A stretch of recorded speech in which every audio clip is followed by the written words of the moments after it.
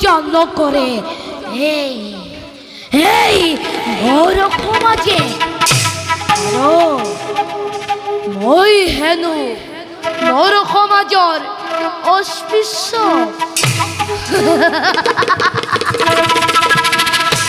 মোৰ সমাজৰ অৱহেলা আৰু অনাদৰৰ মাজে দিয়ে মই মোৰ প্ৰভাৱ বিস্তাৰ কৰিব লাগিব শুন হেৰ মূৰ্খ মানৱ সমাজ বৰ্তমান এই সংসাৰৰ সকলো ক্ষমতাই কলিৰ হাতত আৰু তহঁতে এতিয়াও বুজা নাই এই জগতত কোন শ্ৰেষ্ঠ কলি কেৱল কলি কলি কলি বৰ্তমানেও মোৰ পথৰে হেঙাৰ স্বৰূপে থিয় দি আছে ধৰ্মই কিন্তু কিমান দিন ধৰ্ম তোমাৰ আৰু এই মধ্যত বেছি দিন নাই এই কলিয়ে নিজৰ ক্ষমতাৰে কলিৰ পাপ শক্তি মানৱ সমাজত প্ৰচাৰ কৰি আৰু তেতিয়া এই মূৰ্খ স্বাৰ্থ লোভী ব্যভিচাৰী মানৱ সমাজে কলিক পূজা দিয়ে কিংবা ধৰ্মকে কলিক পূজা দিয়ে কিংবা ধৰ্মকে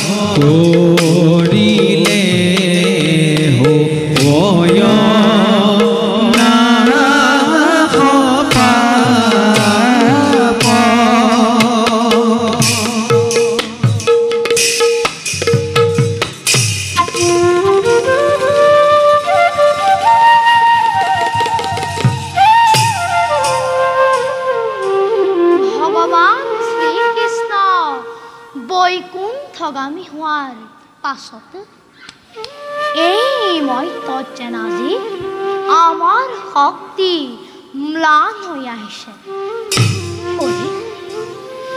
কলিৰ অনুচৰ বৰ্গই এই মৰ্ত্যৰ মনুষ্যক পাপত লিপ্ত কৰাই এফালৰ পৰা নিজৰ শক্তি বৃদ্ধি কৰিছে,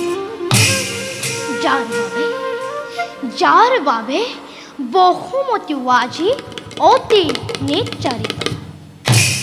নাই যেনে তেনে ধৰ্মক এই মত্যত স্থিতি ৰাখিব লাগিব,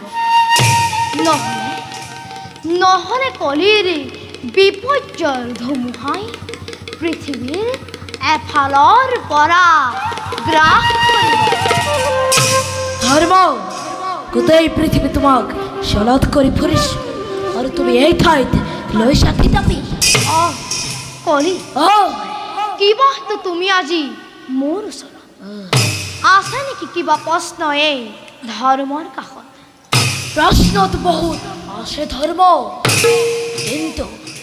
কিন্তু প্ৰথমতে তুমি মোক কোৱা, এতিয়াও কিয় তুমি এই মত্যত বিৰাজমান? মত্য ধৰ্মৰ ৰক্ষাৰ্থে সৃষ্টিৰ আদিৰ পৰাই এই ধৰ্ম মত্যত আছে আৰু আজীৱন থাকে। তাত তোমাৰ কিবা হৈছে নেকি ব্যাঘাত? ব্যাঘাত যথেষ্ট হৈছে ধৰ্ম। তোমাৰ বাবে ধৰ্ম কেৱল তোমাৰ বাবে মোৰ পাপ শক্তি বিস্তাৰ কৰা ব্যাঘাত জন্মিছে। সেইবাবে মই তোমাক কৰিছো আদেশ, মুহূৰ্ততে ত্যাগ কৰি এই মত্য গুচি যোৱা তুমি স্বৰ্গ ৰাজ্যলৈ। মোক আদেশ শুনাবলৈ তুমি কোন কলি? কালৰ নিৰ্দেশত যুগৰ অনুসৰি এই ধৰ্মই নিজৰ কৰ্তব্য কৰি আহিছে আৰু সদায় কৰি যাব। এই কৰ্তব্যত না মোৰ তোমাৰ আদেশৰ প্ৰয়োজন না অনুৰোধৰ। অনুৰোধ কলিয়ে নকৰে কদাপি। প্ৰয়োজন হলে তোমাক ধৰ্ম, প্ৰয়োজন হলে তোমাক বন্দী কৰি লুপ্ত কৰি দিমেই পৃথিৱীৰ পৰা। তথাপিও কিন্তু অনুৰোধ কলিয়ে নকৰে কদাপি। জগতৰ অস্পৃশ্য হয় নৰ সমাজৰ অৱহেলিত সৎফলবী দেৱতা হয় বন্দী কৰিব। এই ধৰ্মক ইমান সাহস তোমাৰ নিজ অপদাৰ্থ দেৱতা। মুখে সম্ভালি কথা কবা ধৰ্ম। এই ৰাজত্ব দাস্যলৈ অপদাৰ্থ বুলি মোকেই কৰা অৱজ্ঞা।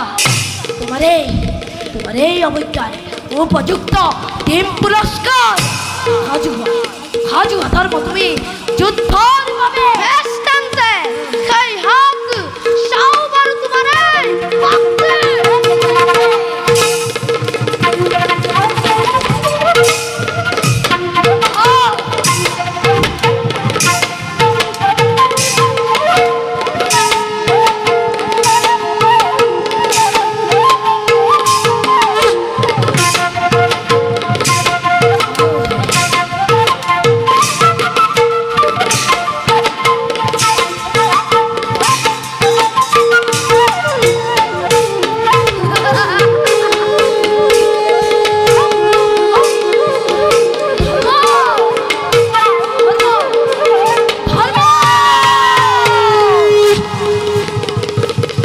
কলি, তুমি তোমাৰ সীমা চেৰাই গৈছা। তুমি ধৰ্মক কেতিয়াও বন্দী কৰিব নোৱাৰা। ধৰ্ম অজেয়, ধৰ্ম এক শক্তি। পৃথিৱীত যেতিয়ালৈকে এজন হলেও মনুষ্য ধৰ্মত প্ৰতি থাকিব তেতিয়ালৈকে তুমি ধৰ্মক লুপ্ত কৰিব নোৱাৰা। ধৰ্ম পৃথিৱীত আছে আৰু সদায় থাকিব।